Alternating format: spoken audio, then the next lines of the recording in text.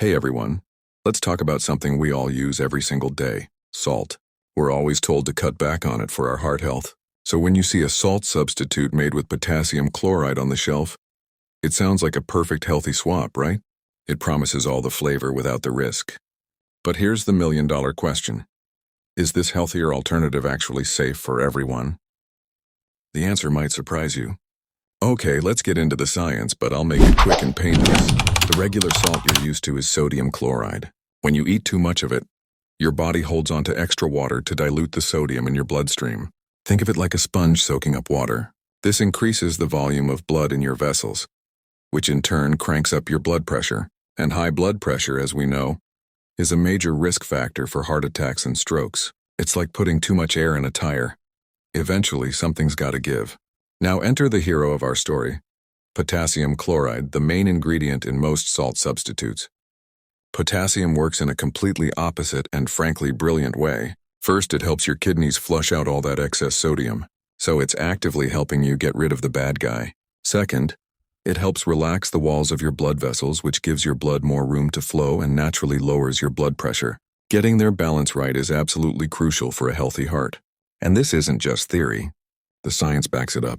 There was a massive study called the Salt Substitute and Stroke Study, or SSaSS for short. It followed nearly 21,000 people and found that those who used a potassium-based salt substitute instead of regular salt had a significantly lower risk of stroke and other major cardiovascular events. For the right person, this switch can be a legitimate life-saving game-changer. And this is a huge but, what makes potassium a hero for one person can make it a villain for another. This is where things get serious.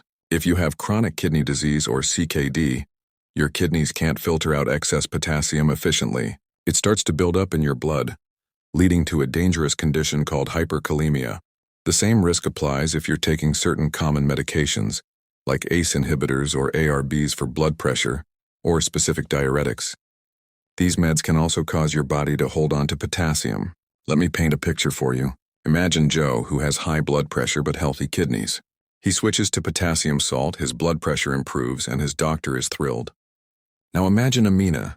She also has high blood pressure, but she also has undiagnosed kidney issues. She makes the same healthy switch, but her potassium levels skyrocket. Suddenly she feels weak. Her heart starts beating irregularly, and she ends up in the emergency room with a life-threatening arrhythmia. Same product, two drastically different outcomes. Context is everything. Hyperkalemia is no joke.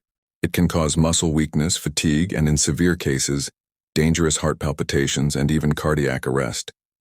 This is why a one-size-fits-all approach to health is so risky. Are your kidneys in good shape? What medications are you on? This isn't something to guess about. Also, make it a habit to read the labels.